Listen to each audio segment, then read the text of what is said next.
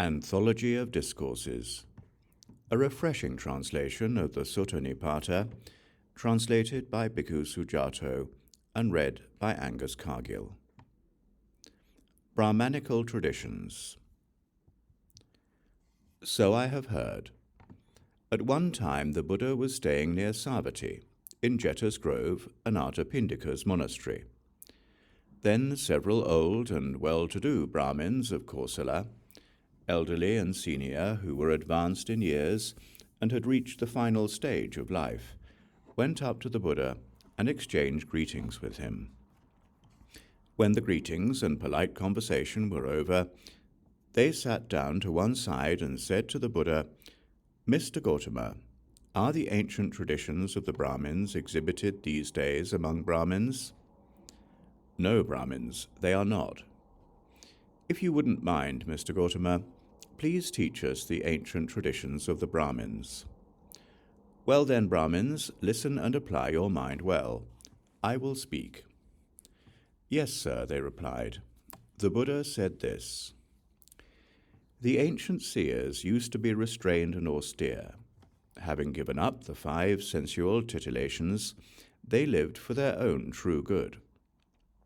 Brahmins used to own no cattle, nor gold coin or grain.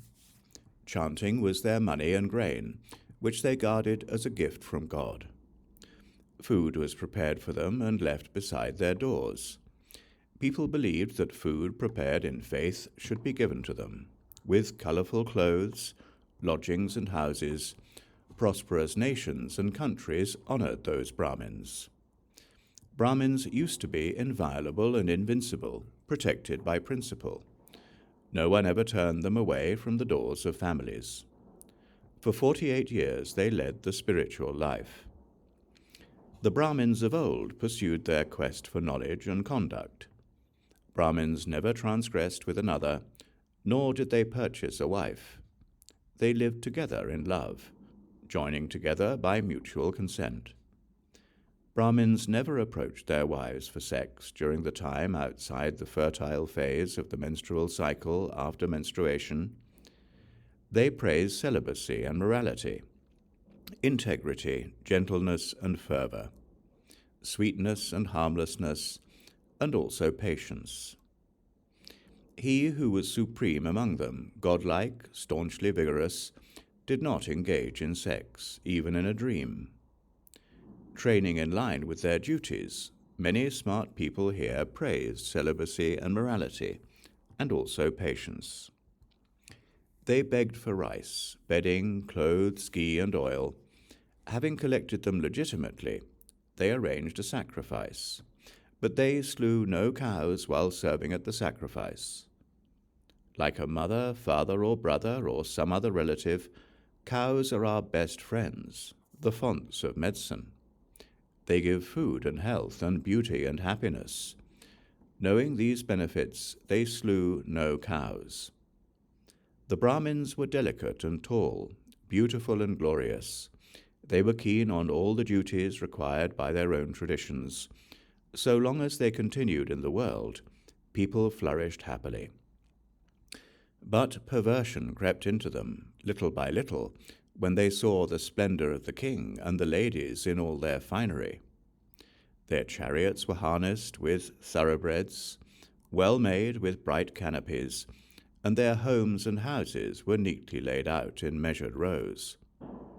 They were lavished with herds of cattle, and furnished with bevies of lovely ladies. This extravagant human wealth was coveted by the Brahmins. They compiled hymns to that end, approached King Okkaka and said, "You have plenty of money and grain. Sacrifice, for you have much treasure. Sacrifice, for you have much money."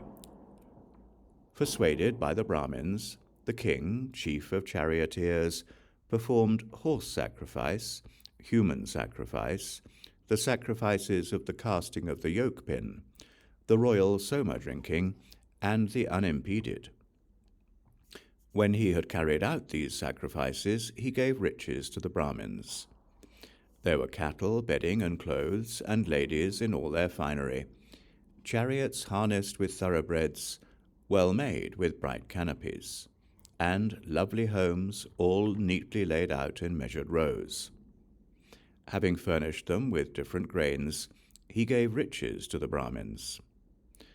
When they got hold of that wealth, they arranged to store it up. Falling under the sway of desire, their craving grew and grew. They compiled hymns to that end, approached King Okkaka once more, and said, "Like water and earth, gold coin, riches and grain are cows for humankind, as they are essential for creatures. Sacrifice, for you have much treasure. Sacrifice, for you have much money." Persuaded by the Brahmins, the king, chief of charioteers, had many 100,000 cows slain at the sacrifice. Neither with feet nor with horns do cows harm anyone at all. Cows, meek as lambs, supply buckets of milk, but taking them by the horns, the king slew them with a sword. At that the gods and the ancestors, with Indra, the titans and monsters, roared out, "This is a crime against nature," as the sword fell on the cows. There used to be 3 kinds of illness: greed, starvation, and old age. But due to the slaughter of cows, this grew to be 98. This unnatural violence has been passed down as an ancient custom.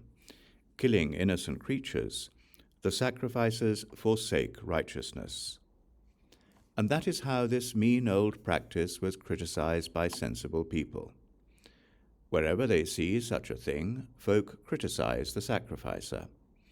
With righteousness gone, peasants and menials were split, as were many aristocrats, and wives looked down on their husbands.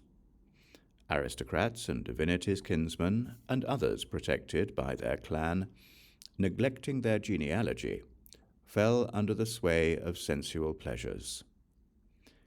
When he had spoken, those well-to-do Brahmins said to the Buddha, "Excellent, Mr. Gautama, excellent. From this day forth, may Mr. Gautama remember us as lay followers who have gone for refuge for life."